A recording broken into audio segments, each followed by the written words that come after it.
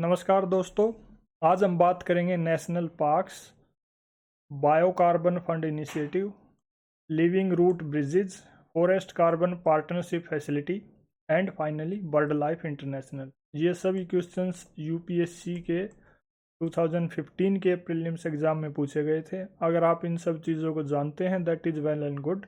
अगर आप नहीं जानते तो एक सिंपल वे में इस वीडियो में आप सीख पाएंगे विद रेलिवेंट एग्जाम्पल्स। ये जो लर्निंग है आपकी मदद करेगी एमसीक्यू सॉल्विंग एप्टीट्यूड डेवलप करने में। साथ ही साथ आप अपनी रिवर्स इंजीनियरिंग की स्किल्स को डेवलप कर पाएंगे, जिससे आप किसी क्वेश्चन की ओरिजिन को ट्रेस कर सकते हैं। ये जान सकते हैं कोई क्वेश्चन किस टॉपिक से पूछा गया है और उस टॉपिक को कितनी डेप्थ में पढ़ना है, जिससे आप उससे रिलेवेंट क्वेश्चंस को सोल्व कर पाएँ। आफ्टर दैट कीवर्ड्स की बेसिक नॉलेज आपकी मदद करेगी उन क्वेश्चंस को टैकल करने में जो यूपीएससी हर साल हर सब्जेक्ट एरिया से प्रीलिम्स में पूछती है पीवाईक्यू के बेस पे, या तो डायरेक्टली या इनडायरेक्टली। उन्हीं कीवर्ड्स से डिज़ाइन होकर क्वेश्चंस आते हैं। अगर आपको वो बेसिक नॉलेज है तो आप उनको सोल्व कर पाते हैं। फाइनली आप अपने कंसेप्ट्स को क्लियर कर पाएंगे, और अगर आपको ये लगता है आपके कंसेप्ट्स ऑलरेडी क्लियर हैं तो आप उनको रिवाइज कर पाएंगे। Let's start with questions. Which one of the following national parks has a climate that varies from tropical to sub tropical, temperate and arctic. क्या पूछा गया है कि भाई कौन से नेशनल पार्क में ऐसा क्लाइमेट है जिसमें ट्रॉपिकल, सब ट्रॉपिकल, टेम्परेट और आर्कटिक सभी टाइप की जलवायु है। हर टाइप की वैरायटी आपको देखने को मिल जाएगी एक ही जगह पे। Kanchenjunga national park, Nanda Devi national park, Neora valley national park, Namdapha national park. इस पॉइंट पे आप वीडियो को पॉज कीजिए, फिर से क्वेश्चन को पढ़िए, सोचिए इस पे। जो भी आपका एग्जिस्टिंग नॉलेज बेस है उसका यूज करते हुए चीज़ों को सोल्व करने की कोशिश कीजिए। Then you can move towards explanation part. Correct answer in this case is D, यानी नामदफा नेशनल पार्क ऐसा नेशनल पार्क है जहां आपको ये सभी टाइप की जो क्लाइमेट की कंडीशंस है देखने को मिल जाएंगी। इस क्वेश्चन में जो डिस्कस करने की चीज़ है, नामदफा नेशनल पार्क क्या है, वहाँ क्या वेराइटीज़ है, वहाँ का फ्लोरा फौना। साथ ही साथ हमें इन सारे नेशनल पार्क्स के बारे में भी पढ़ना चाहिए, क्योंकि ऐसा हो सकता है कि किसी साल में इनसे भी क्वेश्चन फ्रेम कर दिया जाए। कंचनजंगा नेशनल पार्क एक सिर्फ नेशनल पार्क ही नहीं है, ये एक बायोस्फीयर रिजर्व भी है। किस स्टेट में है ये? सिक्किम में है, लोकेटेड है सिक्किम में। मैप में आप देख सकते हैं सिक्किम स्टेट में इस जगह पे ये है। इसका एरिया अराउंड 849.50 किलोमीटर स्क्वायर है। ये यूनेस्को की वर्ल्ड हेरिटेज साइट बनाई गई 2016 में। इसको यूनेस्को के मैन एंड बायोस्फीयर प्रोग्राम में भी इंक्लूड किया जा चुका है। इसका नाम कंचनजंगा माउंटेन के ऊपर रखा गया है। ये दुनिया की थर्ड हाईएस्ट पीक है जिसकी ऊंचाई 8586 मीटर है।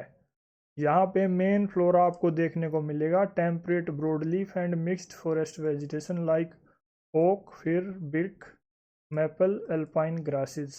Then main flora you will find here is सोल, avifauna, green pigeon, Asian emerald cuckoo, sunbird, eagle, Himalayan griffon. ये सभी फोना आपको यहाँ देखने को मिलेंगे अगर आप यहाँ घूमने जाते हैं तो। Then Nanda Devi national park, ये भी एक बायोस्फीयर रिजर्व है नेशनल पार्क होने के साथ साथ। ये नंदा देवी जो पीक है उसके पास है, जिस पीक की ऊंचाई इतनी है 7816 metre.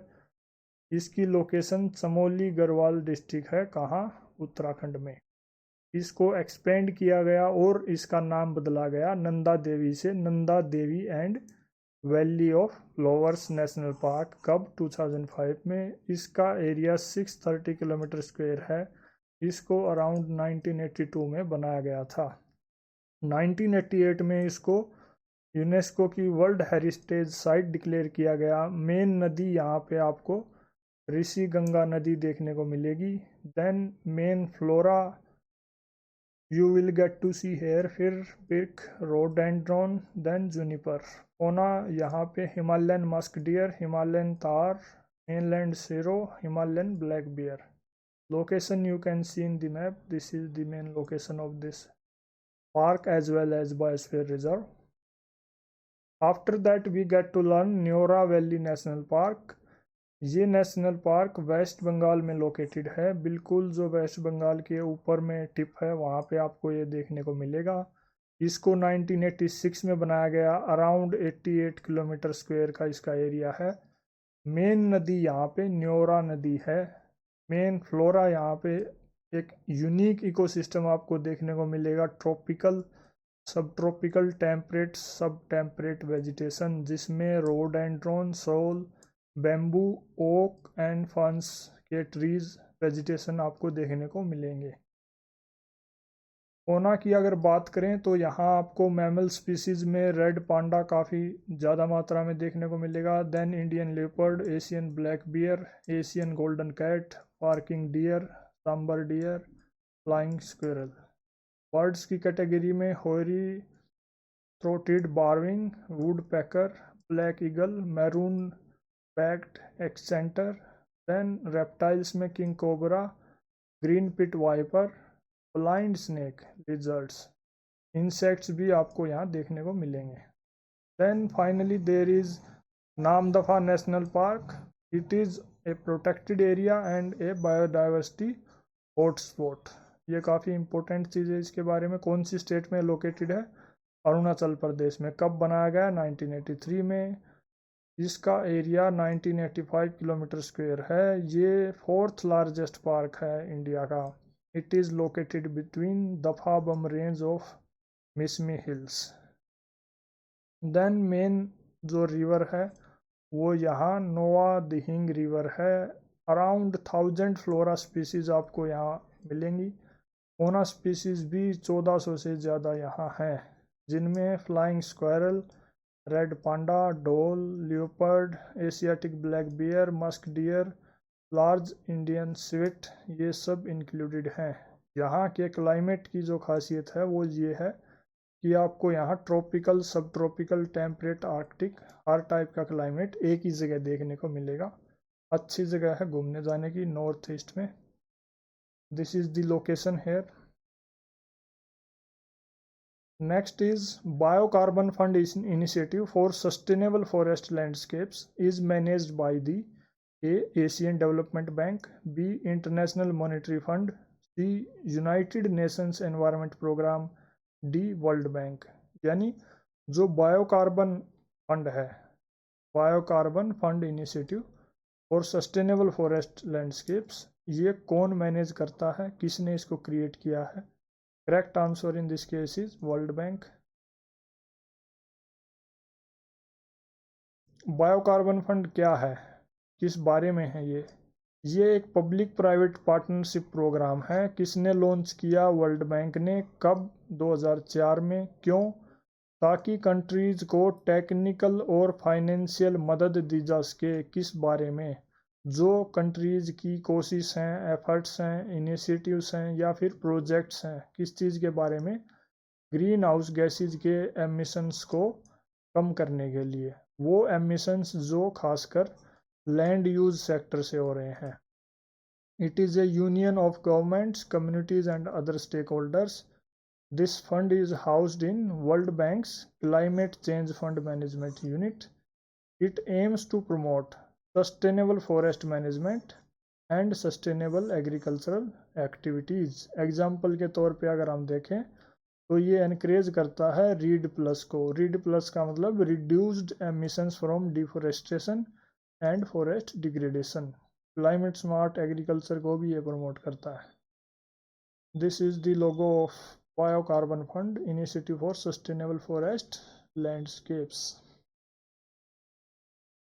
After that we get to see in a particular region in India, यानी इंडिया के किसी एक पर्टिकुलर क्षेत्र में the local people train the roots of living trees into robust bridges across the stream.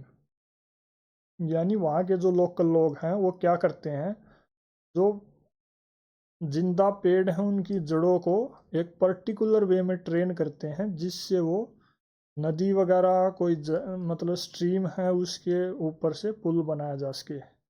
As the time passes these bridges become stronger. These unique living root bridges are found in which state? Meghalaya, Himachal Pradesh, Jharkhand, Tamil Nadu.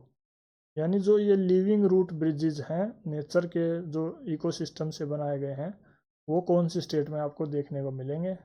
Meghalaya is the correct answer in this case. ए।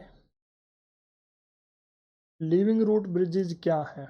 ये एक बेहद unique, sustainable और eco friendly infrastructure है जिसमें क्या किया जाता है, जो भी लिविंग रूट्स हैं ट्रीज की, खासकर फिकस इलास्टिका ट्री जिसको रबर ट्री भी बोलते हैं, उसकी जड़ों को यूज किया जाता है क्या करने के लिए? नेचुरल ब्रिजेस बनाने के लिए। उन जड़ों को मतलब इस सिस्टम में एक ऐसा सिस्टम डेवलप किया जाता है कि उन जड़ों को ट्रेन किया जाता है, लोकल पीपल उनको ट्रेन करते हैं जिससे वो जड़ें एक स्पेसिफिक डायरेक्शन में बढ़ती हैं, बड़ी होती हैं, ग्रो करना स्टार्ट करती हैं। ऐसा करने के लिए वो रस्सियों का, बेम्बू का, इन सब का यूज़ करते हैं और कोई अगर इक्विपमेंट की मदद की ज़रूरत पड़ती है उसका यूज़ करते हैं जिससे वो जड़ें एक पर्टिकुलर डायरेक्शन में चलना स्टार्ट हो जाएं और बाद में उसको मतलब एक पुल के तौर पे बनाया जा सके। It is resilient to natural disasters like floods, earthquakes. It is found in north eastern states mainly in Meghalaya. इनकी लंबाई अराउंड 50 मीटर तक हो सकती है, चौड़ाई इनकी अराउंड 1.5 मीटर तक हो सकती है, इनकी लाइफ अराउंड 500 ईयर्स हो सकती है। बेहद इंपॉर्टेंट पॉइंट है नोट करने का। नेचुरल है, इको फ्रेंडली है, सस्टेनेबल है। इमेज में आप देख सकते हैं किस टाइप से पुल बनाए गए हैं। Next is with reference to forest carbon partnership facility which of the following statement is और आर करेक्ट? यानी फॉरेस्ट कार्बन पार्टनरशिप फैसिलिटी, वन कार्बन भागीदारी सुविधा जो है उसके कंटेक्स्ट में कौन सी तीन में से दो, एक स्टेटमेंट, दो या तीनों सही हैं या गलत हैं ये देखना है आपको। Number 1, it is a global partnership of governments, businesses, civil society and indigenous peoples. ये भाई ये ग्लोबल पार्टनरशिप है इन स्टेक होल्डर्स की। Second is it provides financial aid to universities, individual scientist and institutions involved in scientific forestry research to develop eco-friendly and climate adaptation technologies for sustainable forest management. Next is it assists the countries in their REED plus यानी reducing emissions from deforestation and forest degradation plus efforts by providing them financial and technical assistance. Select the correct answer using the code given below. 1 only, 2 and 3 only, 1 and 3 only, 1, 2 and 3. In this case, correct answer is C. यानी सिर्फ first statement कि भाई ये global partnership है इन stakeholders की, and third statement ये assist करती है किसको? कंट्रीज़ को। किस चीज़ के लिए? जो रीड प्लस के एफर्ट्स हैं उनको इम्प्लीमेंट करने में कैसे असिस्ट करती है? By providing financial and technical assistance, यानी फाइनेंशियल, आर्थिक और तकनीकी मदद के ज़रिए ये कंट्रीज़ को कैपेबल बनाती हैं, उनको असिस्ट करती है जो भी इस टाइप के प्रोजेक्ट्स हैं रीड प्लस से related. Second statement is incorrect. It does not provide financial aid to universities or individual scientists. Forest carbon facility है क्या? ये एक ग्लोबल पार्टनरशिप इनिशिएटिव है। किसका? वर्ल्ड बैंक का। कब लॉन्च किया गया? 2007 में। क्यों? ताकि डेवलपिंग कंट्रीज़ की मदद की जा सके। कैसे? By providing financial and technical assistance. किस चीज़ के लिए? ताकि वो अपने जो एमिशंस हैं डिफोरेस्ट्रेशन से और फॉरेस्ट डिग्रेडेशन से उनको कम करने में जो प्रोजेक्ट इनिशिएटिव्स लागू कर रहे हैं उसके रिगार्डिंग उनकी मदद हो सके, वो उनको इफेक्टिवली इम्प्लीमेंट कर सके। It aims to combat climate change while promoting sustainable forest management and conservation. It also acts as a platform किस चीज़ के लिए, sharing knowledge and best practices, ताकि जो भी इस चीज़ से रिलेटेड बेस्ट प्रैक्टिसेस हैं उनको सरकारों, बिजनेसेस, सिविल सोसाइटी और जो इंडिजिनस पीपल्स ऑर्गेनाइजेशन हैं उनके साथ शेयर किया जा सके। इसके दो सेपरेट फंड्स हैं। नंबर 1 FCPF रेडीनेस फंड, जिसका जो डिपॉजिट है यानी जो टोटल डिपॉजिट है वो अराउंड 470 मिलियन है। ये एक्टिव था 2008 से 2022 तक। After that there is FCPF carbon fund, जिसका total deposit is around $900 million. It does not provide financial aid to universities, individuals, etc. You can see data related to it. 47 countries participate कर रही हैं, 17 donors हैं इसमें। Next is with reference to an organization known as BirdLife International, which of the following statements is or are correct? यानी BirdLife International नाम की एक organisation है, उसके परिप्रेक्ष्य में 3 स्टेटमेंट दे रखी हैं, वो देखनी है आपको कौन सी ठीक और गलत है। पहली क्या है, it is a global organization for conservation organization, sorry it is a global partnership for conservation organization. Second, the concept of biodiversity hotspots originated from this organization. Third is, it identifies the sites known or referred to as important bird and biodiversity areas. Select the correct answer using the codes given below. 1 only, 2 and 3 only, 1 and 3 only, 1, 2 and 3. C is the correct answer in this case. 1 is correct statement कि ये global partnership है किसकी, conservation organizations की। Third statement is correct कि ये उन sites को identify करती हैं जिनको important bird and biodiversity area बोला जाता है, जो कंजर्वेशन के लिए इम्पोर्टेंट है। Second is incorrect because biodiversity hotspot का कंसेप्ट इस ऑर्गेनाइजेशन ने नहीं दिया। There is a separate organization for that, और ये कंसेप्ट क्या है इसके बारे में आगे डिटेल से बात करेंगे। पहले देखते हैं बर्ड लाइफ इंटरनेशनल। ये वर्ल्ड की लार्जेस्ट पार्टनरशिप है इसके बीच में, कंजर्वेशन ऑर्गेनाइजेशंस के बीच में। क्यों इसको सेटअप किया गया, क्या ज़रूरत पड़ गई, ताकि जो बर्ड्स हैं और उनके हैबिटेट है, रहने खाने पीने की जगह है, उसको कंजर्व किया जा सके, बचाया जा सके पूरी दुनिया में। इसको 1922 में सेटअप किया गया। मेन हेडक्वार्टर इसका कैम्ब्रिज UK में है। It aims to protect bird species, कैसे, through research, policy advocacy and public engagement. ये बेहद ज़रूरी यानी इम्पोर्टेंट रोल प्ले करता है किस चीज़ में, जो भी कंजर्वेशन से रिलेटेड एग्रीमेंट हैं, कन्वेंशंस हैं, उनको इम्प्लीमेंट करने में। जैसे कन्वेंशन ऑन बायोलॉजिकल डाइवर्सिटी है, रामसर कन्वेंशन ऑन वेटलैंड्स है, IUCN की जो रेड लिस्ट है उसमें भी ये ऑफिशियल अथॉरिटी है बर्ड स्पीसीज के लिए। यानी जो भी बर्ड स्पीसीज से रिलेटेड उनका कंजर्वेशन स्टेटस है कि भाई कौन सा इंडेंजर्ड है, कौन सा क्रिटिकली इंडेंजर्ड है, उसका क्या डाटा है, वो सब सर्वे करने का, एसेस करने का, उसको प्रोवाइड करने का काम बर्ड लाइफ इंटरनेशनल करता है। उसी के बेसिस पे IUCN रेड लिस्ट में उन बर्ड्स का कंजर्वेशन स्टेटस डिसाइड किया जाता है।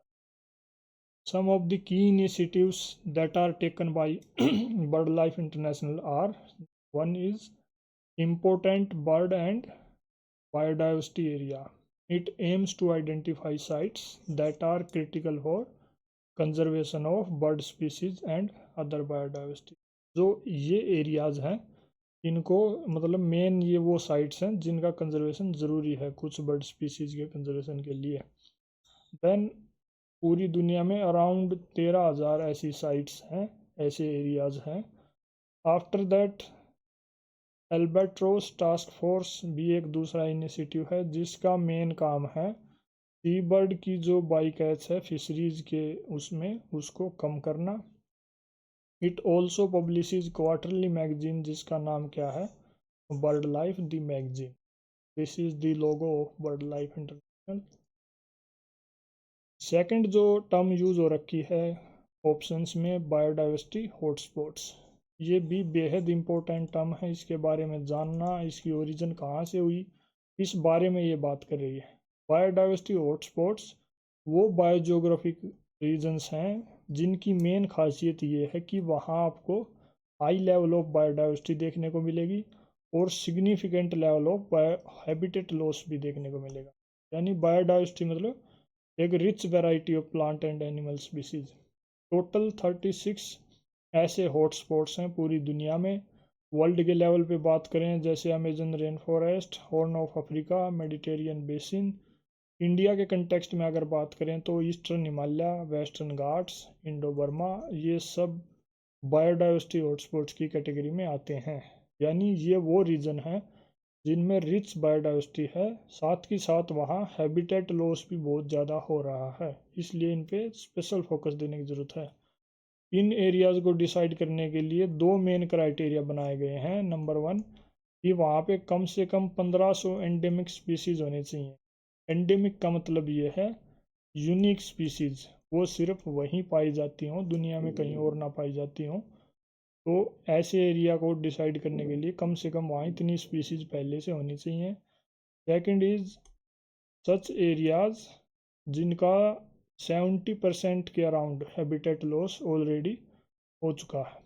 तो ये दो कंडीशन अगर लागू होती हैं उनको बायोडाइवर्सिटी हॉटस्पॉट डिक्लेयर किया जा सकता है। ये कंसेप्ट जो है कंजर्वेशन इंटरनेशनल ऑर्गेनाइजेशन से ओरिजिनेट हुआ है। ये एक नॉन प्रॉफिट ऑर्गेनाइजेशन है जिसका मेन काम बायोडाइवर्सिटी का कंजर्वेशन करना है अराउंड द वर्ल्ड। ओरिजिनली इस कंसेप्ट को डॉक्टर नॉर्मन मायर्स ने डेवलप किया था, जो एक एनवायरमेंटलिस्ट के साथ साथ बायोलॉजिस्ट भी हैं। बायोडाइवर्सिटी हॉटस्पॉट्स के एरियाज आप मैप पे देख सकते हैं। These are the main areas around the world. In case of India, west Asia, south east Asia, Australia. That is all in this video. Thank you.